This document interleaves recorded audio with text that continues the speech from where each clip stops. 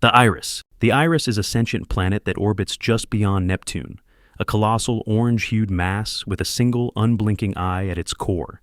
It is not a world meant for life, but a living intelligence, silently observing and manipulating from the far reaches of space. The Iris serves as the source of an ecological and psychological invasion, seeding Earth with parasites, shapeshifters, and corrupted wildlife. Its influence is subtle at first: strange diseases, altered animals, and impossible entities appearing where they shouldn't. But over time, it becomes clear that the Iris is orchestrating a full-scale transformation of the planet. From the creation of woodcrawlers to the mutation of deep-rooted spores, every horror traces back to its eye. It does not speak, yet its will is felt. The Iris watches, distorts, and waits, an ancient and patient architect of Earth's unraveling. Woodcrawlers.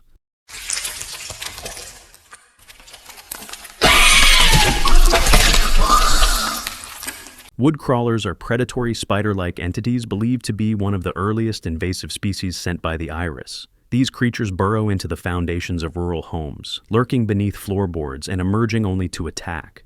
They are rarely seen in full. Only glimpses of long black limbs and a single reflective eye are ever captured on film. Victims of woodcrawlers often disappear without a trace, later returning as eerie, lifeless doppelgangers known as fake people. Their method of reproduction appears to involve assimilation, stealing voices and identities as they spread. Despite their alien origin, they've been mistaken for folklore creatures. Locals refer to them as skinwalkers, though they are something far more sinister. Silent, calculating, and relentless, woodcrawlers represent the first stage of planetary infection. They don't just hunt, they replace, setting the stage for Earth's quiet transformation under the Iris's gaze. Fake people.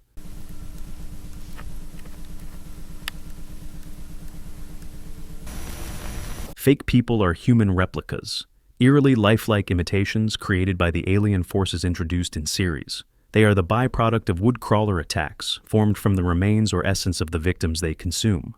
At first glance, fake people appear normal, even familiar, but closer observation reveals the truth. They move stiffly, speak in broken, looping phrases, and often mimic cries for help using stolen voices. Their skin is pale, waxy, almost mannequin-like, and their presence is always accompanied by an unsettling silence. They do not breathe, blink, or behave naturally. Instead, they linger in homes and public spaces like hollow actors waiting for a cue. It's unclear whether they are autonomous or remotely controlled, but their purpose is clear: deception, infiltration, and psychological destabilization. Fake people serve as a haunting reminder that the greatest threat may not be monsters, but the perfect copy of someone you trust. Gardeners. Gardeners are towering cephalopod-like entities believed to be terraformers dispatched by the Iris. These creatures operate deep underground or within the ocean's abyss, where they prepare the Earth for full-scale ecological conversion. Each gardener is characterized by a central, bulbous mass and numerous spindly limbs, with a single glowing eye embedded in its body. Their movements are deliberate, and their appearance often coincides with rapid environmental decay or the spread of parasitic flora. Gardeners are known to plant alien spores into the Earth's crust, cultivating underground nests where new life, foreign and hostile, can grow. In some cases, they are seen wrapping human victims in these spores, suggesting a secondary function of containment or gestation. Gardeners embody cosmic-scale invasion, transforming ecosystems from below. They do not invade cities. They reshape the planet from its roots, one nest at a time. Deep root disease.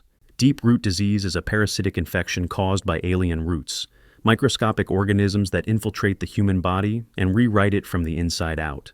This disease begins subtly, a small lump under the skin, soreness, or unexplained fatigue. But the symptoms escalate rapidly.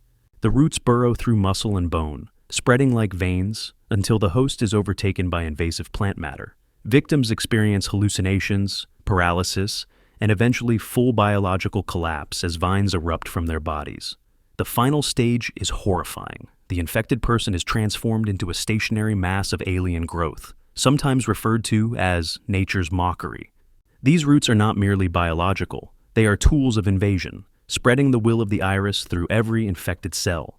Deep root disease is not just an illness. It is a warning. Life itself is being reprogrammed into something unrecognizable.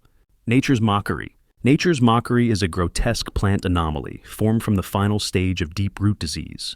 Infected humans, overtaken by the alien roots, eventually lose all physical autonomy as parasitic vines consume their bodies. The result is a stationary, fleshy mass of vegetation, distorted, red-hued, and disturbingly human in shape. Limbs, faces, and torsos remain partially intact, frozen in agony, protruding from tangled growths.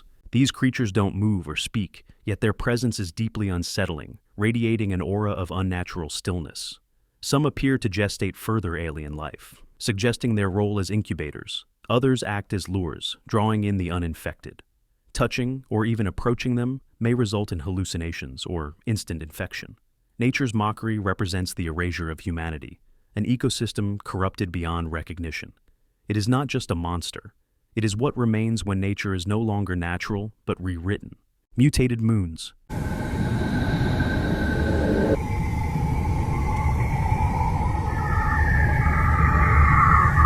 The mutated moons are grotesque planetary anomalies believed to be celestial bodies corrupted by the iris. These moons, once ordinary satellites, now orbit in silence, disfigured by foreign biology and riddled with pulsating growths. Their surfaces are scarred with massive root systems, glowing fissures, and structures that appear almost organic. Some recordings suggest they emit low-frequency signals, possibly a form of communication or influence. The most disturbing implication is that these moons are not just carriers of infection, but incubators, birthing grounds for the alien life forms later seen invading Earth. Their presence marks a point of no return in the planetary infection cycle, suggesting that the iris does not merely conquer, it repurposes entire celestial bodies. The mutated moons serve as a cosmic warning. If a moon can be reshaped into a biological weapon, then Earth may be next. Wretch. The Wretch is a towering, flesh-warped abomination born from a failed sacrifice and the corruptive will of the iris. Once a bear at Moonlight Acres, it was offered in place of a human child during a secretive ritual. The result was catastrophic. The Wretch emerges as a massive skeletal creature with elongated limbs, flayed red skin, and hands resembling grotesque human appendages. It does not simply kill, it absorbs. Victims vanish into its body, their voices later echoing from within, conscious and trapped. The Wretch moves with unnatural speed and precision, often seen stalking campsites or dragging prey into the woods. Survivors report visions, seizures, or complete memory loss after encounters. The Wretch is not just a monster. It is a vessel of punishment, an echo of betrayal twisted by alien influence. It represents the irreversible price of appeasing something far older and far less merciful than man.